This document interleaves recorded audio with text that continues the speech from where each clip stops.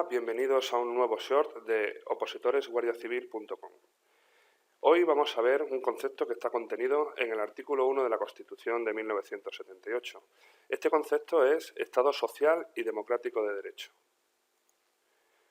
En primer lugar, vemos que un Estado es una comunidad social con una organización política común, comprendido generalmente dentro de un territorio, con unos órganos de gobierno propios y que son soberanos e independientes políticamente de otras comunidades. Cicerón ya nos decía que un Estado es una multitud de hombres ligados por la comunidad de derecho y con la utilidad de buscar un bienestar común.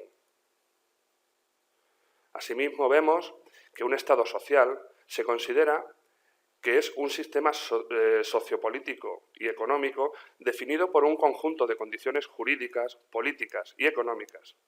Un Estado social de derecho se propone fortalecer servicios y garantizar derechos que consideramos esenciales para mantener el nivel de vida necesario para participar como miembro de pleno en la sociedad.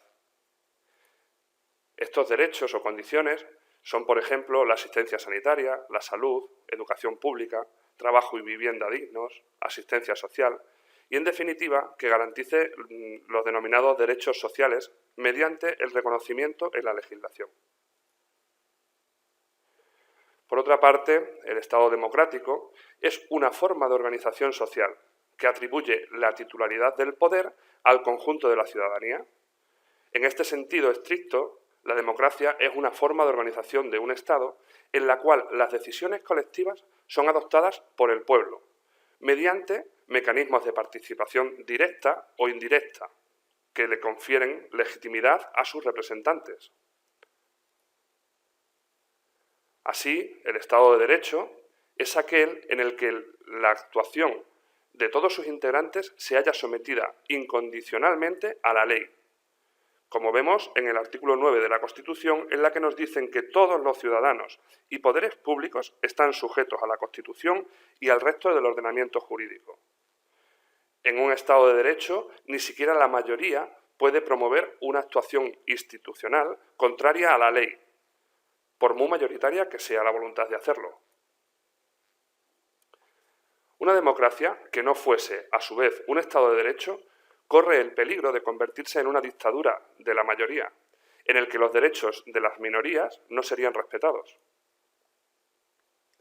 El auténtico Estado de Derecho apenas podría llevarse a efecto si no es sobre una base de una democracia, como advierte el jurista Torres del Moral, que dice: para que un Estado sea de derecho, ha de serlo en todos los sentidos del término derecho, en su sentido objetivo, como norma, exigiendo que rija el imperio de la ley, que el ordenamiento jurídico sea el límite y el cauce del poder, como hemos visto en el artículo 9 de la Constitución. Y también debe serlo en su sentido subjetivo, exigiendo que ese ordenamiento jurídico incorpore los derechos y libertades fundamentales de las personas. Y ocurre que solamente hay garantía de que este ordenamiento jurídico incorpore esos derechos de los sujetos si los propios sujetos, o sea, los ciudadanos, participan de su creación. Que, por otra parte, esto solamente puede suceder si hay una democracia. Así pues, solamente en una democracia puede realizarse plenamente el Estado de Derecho. Como conclusión, podemos observar que para que un Estado sea de derecho, debe ser también democrático y, a su vez, contener un sistema que defienda una serie de derechos fundamentales, como hemos dicho antes, como por ejemplo la asistencia sanitaria, la salud, el trabajo y, en definitiva, que también sea un Estado social.